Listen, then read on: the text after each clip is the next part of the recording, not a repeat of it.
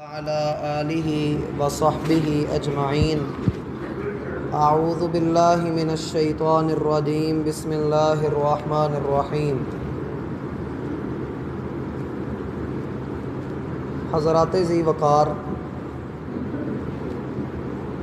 قرآن کریم میں اللہ رب العالمین نے حضرت انسان کے دل کی مختلف حالتوں کا ذکر کیا ہے، اور دل کی یہ مختلف حالتیں انسان کے ماحول کے ساتھ بڑا اہم تعلق رکھتی ہیں۔ مثلا اگر ایک انسان بیمار ہے، بخار میں مبتلا ہے، اور موسم جیسا کہ ابھی ٹھنڈا ہوا ہے، لیکن جس شخص کو بخار ہے، جو بخار میں مبتلا ہے، اسے اس موسم کی وہ خوشی محسوس نہیں ہو سکتی جو ایک صحت مند اور تندرست آدمی محسوس کرتا ہے۔ یا بخار کی کیفیت میں شہد جیسی میٹھی چیز آپ اس کی زبان پر رکھیں تو اس کا ذائقہ بھی اس کو کڑوا محسوس ہوتا ہے، یا وہ اسے باہر نکالتا ہے کہ میرا ابھی کچھ کھانے کو من نہیں۔ یہ دل کی مختلف حالتیں نہ صرف یہ کہ جسمانی طور پہ بلکہ روحانی طور پہ بھی انسان کے ساتھ جڑی ہوئی ہیں۔ یہی وجہ ہے کہ جب انسان کا دل اللہ کی یاد سے بھرا ہوا ہوتا ہے تو ہم دیکھتے ہیں کہ بڑے بڑے گنہگار لوگ بھی اللہ کے حضور گڑ گڑا رہے ہوتے ہیں، رو رہے ہوتے ہیں۔ یا ہم یہ بھی دیکھتے ہیں کہ جن لوگوں کا دل اللہ سے غافل ہو جاتا ہے، پھر چہرے پر بے شک داڑھی ہو اور بے شمار مساجد کے وہ متولی ہوں، وہ گناہ کرتے وقت اللہ سے نہیں ڈرتے۔ تو یہ کیفیات مختلف ہیں جو دل کے ساتھ جڑی ہوئی ہیں، اور یہ بات بھی ہمیشہ یاد رکھنی چاہیے کہ دل واحد ایک ایسا لوتھڑا ہے جس کا تعلق بندے کے جسم کے ساتھ بھی ہے اور بندے کی روح کے ساتھ بھی۔ اگر دل جسمانی طور پر بیمار ہو تو ہم اسے دل کی مختلف بیماریوں کا نام دیتے ہیں، مثلا بلڈ پریشر ہے، یا اسی طریقے سے ہارٹ اٹیک ہے، ہم اس طرح کے نام اس کو دے دیتے ہیں۔ اور جب اس کا تعلق روح کے ساتھ ہو، روحانی طور پر یہ بیمار ہو، تو قرآن ان بیماریوں کا ذکر کرتا ہے، ان کا علاج بھی بتاتا ہے۔ بات کی سمجھ آ رہی ہے کہ قرآن ان بیماریوں کا ذکر بھی کرتا ہے، ان کا علاج بھی بتاتا ہے۔ قرآن کریم کے اندر دل کی تقریباً 13 سے لے کر 20 کے درمیان تک اقسام اللہ رب العالمین نے بیان فرمائی ہیں۔ ان میں سے 2 قسمیں ابھی ہم پڑھ رہے ہیں۔ پہلی قسم تو ہم نے یہ پڑھی آیت نمبر 22 میں، سورہ زمر کی جو آیت نمبر 22 ہے، اس میں ہم نے ایک کیفیت دل کی یہ پڑھی ہے کہ وہ شخص جس کا دل اسلام کے لیے کھل جاتا ہے، افمن شرح اللہ صدرہ للاسلام، کیا وہ شخص کہ جس کا سینہ اسلام کے لیے کھل جائے، جو اسلام کی حقانیت کو پہچان لے، جو اسلام کی صداقت پر ایمان لے آئے اور ہر طرح کے شکوک و شبہات سے باہر نکل کر اللہ کو ایک مان لے، اپنی ایمانی کیفیات کو بالا رکھے، بلند رکھے، اور اس بات کی فکر میں ہمیشہ لگا رہے کہ میں نے اپنے ایمان کو کم نہیں ہونے دینا۔ اور یہی ایمانی کیفیات، جیسا کہ نبی علیہ الصلاۃ والسلام کا فرمان ہے، صلی صلاۃ مودع، اگر تم نماز ادا کرتے ہو تو ایسی نماز ادا کرو کہ جس میں تمہاری توجہ پوری طرح سے مرکوز ہو۔ کیوں؟ اس لیے کہ تم تو اللہ کو نہیں دیکھ رہے، مگر اللہ تمہیں ضرور دیکھ رہا ہے۔ اور اسی طرح سے ایمانی کیفیات کو بلند رکھنے کے لیے، اونچا رکھنے کے لیے، ایمان کا بیلنس مینٹین رکھنے کے لیے ان مجالس میں بیٹھنا چاہیے جہاں پر اللہ کا ذکر ہوتا ہو، جہاں اللہ کے دین کی بات ہوتی ہو۔ آپ نے لاکھوں مرتبہ ایک بات سنی ہے کہ اللہ ایک ہے، لیکن روزانہ کسی نہ کسی ایسی مجلس میں بیٹھ کر ایسی بات کو ضرور سنیے۔ یہ چیزیں انسان کے ایمان کو تازہ کرتی ہیں۔ ابو درداء رضی اللہ عنہ، ان کو اللہ رب العالمین نے کمال حکمت عطا کی تھی۔ یہ اپنے دوستوں کو اکٹھا کرتے، تقریباً ہر روز کسی ایک کو ہاتھ پکڑ کر اپنے گھر میں لے آتے اور آ کر کہتے میں تمہیں کوئی مہمان نوازی کے لیے یا کوئی دوسری تیسری باتیں کرنے کے لیے نہیں لایا ہوں، بلکہ آؤ تم میرے ساتھ بیٹھو، ہم ایمان کی باتیں کرتے ہیں اور اپنے ایمان کو تازہ کرتے ہیں۔ اور پھر وہ بیٹھتے اور اپنے ایمان کو تازہ کرتے۔ ایمان کی تازگی کیسے مل سکتی ہے؟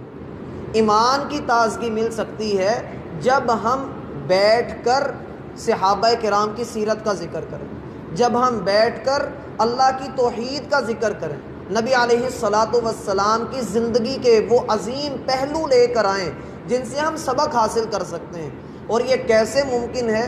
تب ہی ممکن ہے کہ جب ہم ان کتابوں کا یا ان چیزوں کا مطالعہ کرنے والے ہوں۔ جہاں ہم گھنٹوں موبائل استعمال کر لیتے ہیں، میرا بھائی اپنی عادت بنائیے کہ روزانہ رات کو سونے سے 10-15 منٹ پہلے آپ کوئی مطالعہ، کسی کتاب کا مطالعہ کر کے سوئیں۔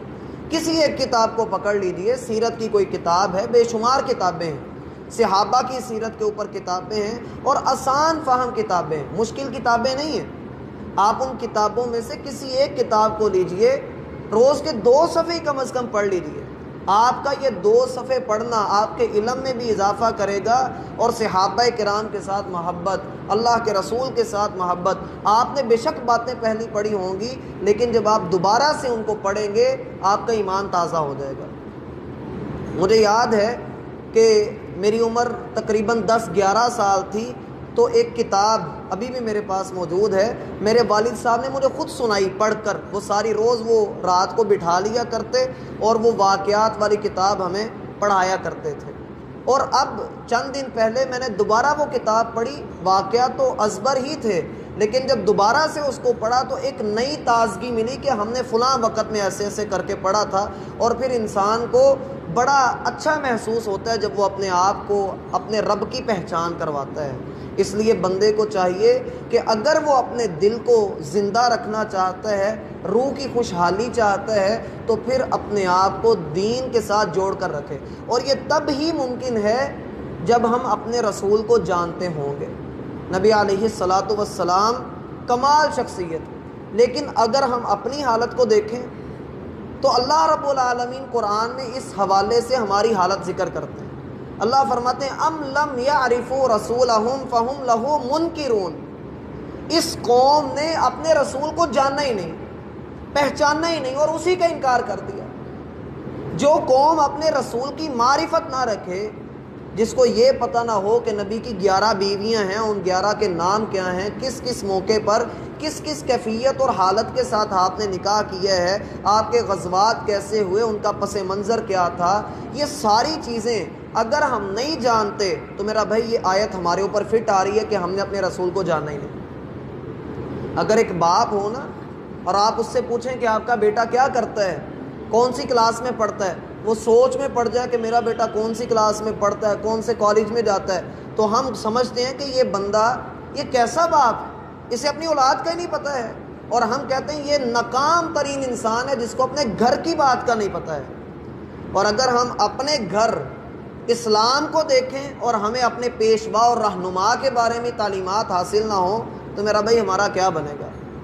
بلوچستان کے اندر ایک عیسائی لڑکی سائیکل پر بیٹھ کر آتی ہے اور آ کر 2 گولیاں نکالتی ہے۔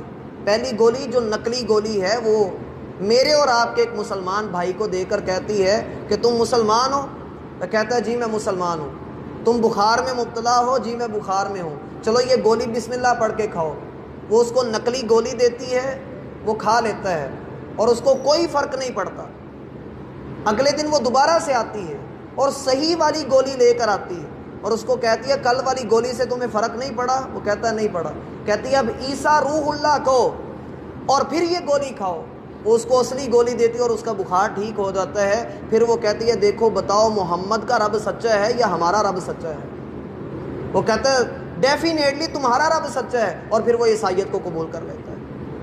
ہم نے اپنے رب کو پہچانا ہی نہیں۔ ام لم یعرفوا رسولہم فہم لہ منکرون، جن لوگوں نے اپنے رسول ہی کا انکار کر دیا، اس کو پہچاننے کے لیے تگ و دو ہی نہ کی، اور پھر اللہ رب العالمین سے ہمارے گلے ختم نہیں ہوتے۔ ایک دل تو یہ ہے جو ایمان کی تازگی کے ساتھ بھرپور ہو چکا ہوا ہوتا ہے، جسے اللہ رب العالمین کی ذات میں کوئی شک ہوتا ہی نہیں، اور دوسری طرف وہ دل ہے جس کے بارے میں اللہ فرماتے ہیں، آیت کے اوپر دیکھیے، فرمایا فَوَيْلٌ لِّلْقَاسِيَةِ قُلُوبُهُم مِّن ذِكْرِ اللَّهِ، اور وہ دل اور وہ لوگ جن کے دل اللہ کی یاد کے معاملے میں سخت ہو چکے ہیں، ایسے دلوں کے لیے اللہ فرماتے ہیں ہلاکت۔ یہ کیسے ہوتا ہے؟ انسان کا دل سخت کب ہوتا ہے؟ میں نے اس کی مثال آپ کو کل بھی دی تھی۔ آپ اپنا ایک ہاتھ باندھ لیجئے، کوئی اس کو 15-20 دن کے بعد کھولیے، یہ ہاتھ سخت ہو چکا ہوگا، آپ اس سے فوری طور پر کام نہیں کر پائیں گے۔ اسی طرح سے جب انسان اللہ کو یاد نہیں کرتا، جس مقصد کے لیے اللہ نے دل کی دھڑکن بنائی ہے، یہ اس دھڑکن کو، اس جذبے کو ویسے لے کر نہیں آتا، ہر دھڑکن کے ساتھ اللہ کو یاد نہیں کرتا، یقین مانیے جس کام کے لیے اللہ نے اس کو بنایا تھا، اس کو یہ دل دیا تھا، اس نے جب وہ کام نہیں لیا تو دل اپنی اصل کو بھول جاتا ہے۔ انسان اپنا خود اتنا بڑا نقصان کر لیتا ہے کہ اسے اندازہ نہیں ہوتا۔ اور اس کی کیفیت کیسے بنتی ہے؟ اللہ رب العالمین فرماتے ہیں استحوذ علیہم الشیطان، شیطان ایسے لوگوں کو اغوا کر لیتا ہے، فَأَنْسَاهُمْ ذِكْرَ اللَّهِ، اور ان کو اللہ کی یاد سے غافل کر دیتا ہے۔ اور یہ کیسے ہوتا ہے؟ شیطان کیسے انسان کو اغوا کرتا ہے؟ شیطان انسان کو اغوا کرتا ہے موبائل میں ڈال کر، اس کو موبائل میں مصروف کر دیتا ہے، کاروبار میں مصروف کر دیتا ہے، ٹی وی کے سامنے بٹھا کر چھوڑ دیتا ہے، اور وہ اپنا کلچر، اپنی تہذیب، اپنی ثقافت ہمیں دیے چلے جاتے ہیں، اور ہم اس کو کچھ خیال ہی نہیں کرتے۔ یہی وجہ ہے کہ مسجد میں ٹی وی کی شوٹنگ ہو جاتی ہے، ڈانس ہو جاتا ہے، اور پھر نہ جانے کیا کیا کام ہو جاتے ہیں، اور پھر امت مسلمہ، بہرحال جی پاکستان سب سے زندہ باد۔ اگر ہم ایسی حرکتیں کریں گے تو میرا بھائی، جو اس وقت عالم اسلام میں مسلمانوں کو لتر پڑ رہے ہیں، وقت دور نہیں کہ مسلمانوں کی کیفیت اس سے بھی گئی گزری ہو جائے۔ نبی علیہ الصلاۃ والسلام کا فرمان ہے کہ ایک وقت ایسا آئے گا کافر تم پر ٹوٹ پڑیں گے جیسے بھوکا کھانے پر ٹوٹ پڑتا ہے۔ پوچھا کس وجہ سے؟ کہا تمہیں وہن کی بیماری لگ جائے گی۔ وہن کی بیماری کیا ہے؟ دنیا کی محبت اور موت سے نفرت۔ فَأَنْسَاهُمْ ذِكْرَ اللَّهِ، شیطان کا مقصد یہ ہے کہ اللہ کی یاد سے غافل کر دے، بھلا دے کہ اللہ کون ہے۔ انسان نیکی کرتے وقت یا گناہ کرتے وقت اس بات کا خیال ہی نہ کرے کہ میں کس کے لیے نیکی کر رہا ہوں اور کس کے ڈر سے میں گناہ کو چھوڑ رہا ہوں، جب اسے اس بات کا بھی خیال نہیں آتا تو سمجھ لیجئے وہ عبادت کے دھوکے میں مبتلا ہے، اور جسے کوئی حلال حرام کی تمیز ہی نہیں، اسے تو شیطان نے ویسے ہی کھو کھاتے میں ڈال دیا۔ اس لیے فرمایا کہ ہلاکت ہے ان دلوں کے لیے، ایسے لوگوں کے لیے جو اللہ کی یاد سے غافل ہو چکے ہیں، جن کے دل ہی سخت ہو چکے ہیں۔ اب اگر کسی کا دل سخت ہو ہی گیا ہے تو اس کا علاج کیا ہے؟ نبی علیہ الصلاۃ والسلام سے پوچھا گیا، اے اللہ کے رسول، دل بڑا سخت ہے، آنکھوں میں آنسو نہیں آتے، مزاج میں بڑی سختی ہے، نرمی نہیں ہے، اے اللہ کے رسول کیا کروں؟ آپ علیہ الصلاۃ والسلام نے فرمایا امسح رأس الیتیم، یتیم کے سر کے اوپر ہاتھ پھیرا کرو، اس کی کفالت کیا کرو۔ یہ سر پر ہاتھ پھیرنے سے مراد یہ نہیں ہے کہ کوئی یتیم بٹھا کر اس کے سر پر بندہ ہاتھ پھیرتا رہے، مراد اس سے یہ ہے کہ اس کی کفالت کرو، اس کی مدد کرو، اس کی پرورش کرو، اور اس کو سٹیبل کر دو، ایسا کہ وہ تمہارے لیے صدقہ جاریہ بن جائے، تمہارے دل کو نرم کر دے گا۔ دل کو اور نرم کرنا چاہتے ہیں تو اللہ کے بندو، رسول اللہ صلی اللہ علیہ وسلم کی سیرت کا مطالعہ کرو، ایسی کمال سیرت ہے، اللہ کی قسم پڑھنا شروع کرو، دل نہیں بھرتا ہے۔ اور پھر اسی طریقے سے انسان کے اسی دل کے بارے میں جو سخت ہو چکا ہے، اللہ رب العالمین فرماتے ہیں ثم قست قلوبکم من بعد ذلک فہی کالحجارۃ او اشد قسوہ، تمہارے دل اس قدر سخت ہو گئے کہ پتھر بھی ویسی سختی اپنے اندر نہیں رکھتے جتنی سختی تمہارے دلوں میں۔ حالانکہ پتھروں میں سے کچھ پتھر ایسے ہیں جو پھٹ پڑتے ہیں اور ان میں سے پانی نکلتا ہے۔ یہ اصل میں جو ہم آبشاریں اور چشمے دیکھ رہے ہوتے ہیں، نبی علیہ الصلاۃ والسلام کے فرامین اور قرآن کی آیات کو دیکھا جائے تو یہ اللہ کے ڈر سے پہاڑ رو رہے ہوتے ہیں، اور یہ ان کے آنسو ہوتے ہیں۔ اور پتھروں میں سے کچھ پتھر ایسے ہیں جو اللہ کی یاد سے، اللہ کے ڈر کی وجہ سے گر پڑتے ہیں، جو ہم لینڈ سلائڈنگ ہوتی ہوئی دیکھتے ہیں پہاڑی علاقوں میں، کس طرح سے پتھر اوپر سے گرتے ہوئے نیچے آتے ہیں اور لوگ اس میں دب جاتے ہیں، وہ اصل میں اللہ کی یاد اور اللہ کی خشیت سے گر پڑتے ہیں۔ لیکن انسان پھر بھی اس بات کو سمجھتا نہیں ہے کہ میرا دل کتنی سختی کی طرف جا رہا ہے۔ سلف صالحین کے بارے میں آتا ہے کہ وہ ہر نماز سے پہلے، ہر نماز کے بعد قرآن کریم کی تلاوت کیا کرتے تھے۔ دیکھنے میں، سمجھنے میں یہ بات سمجھ نہیں آتی، بڑی اونچی بات، یہ کیسے ممکن ہے کہ کوئی بندہ نماز سے پہلے بھی اور نماز کے بعد بھی قرآن کی تلاوت کرتا ہو۔ تو جب ہم نے یہ اعتراض کیا تو ہمارے استاد محترم کہنے لگے یہ بالکل ویسی ہی کیفیت ہے جیسے تم ہر نماز سے پہلے اور بعد موبائل استعمال کرتے ہو۔ جتنی محبت تم موبائل سے کرتے ہو اس سے بڑھ کر کوئی محبت وہ قرآن سے کیا کرتے تھے۔ بس اپنی محبتوں کا رخ بدلنے کی دیر ہے اور انسان کا دل نرمی کی طرف چل پڑتا ہے، اللہ کی رضا کی طرف چل پڑتا ہے۔ بندے کو اللہ سے دعا کرنی چاہیے۔ نبی علیہ الصلاۃ والسلام کی دعا تھی اللہم انی اعوذ بک من قلب لا یخشع، اے اللہ میں تجھ سے ایسے دل سے پناہ مانگتا ہوں کہ جو تجھ سے ڈرتا نہیں۔ میں ایسا دل نہیں چاہتا، ڈرنے والا دل چاہتا ہوں کہ جو تجھ سے ڈرنے والا ہو۔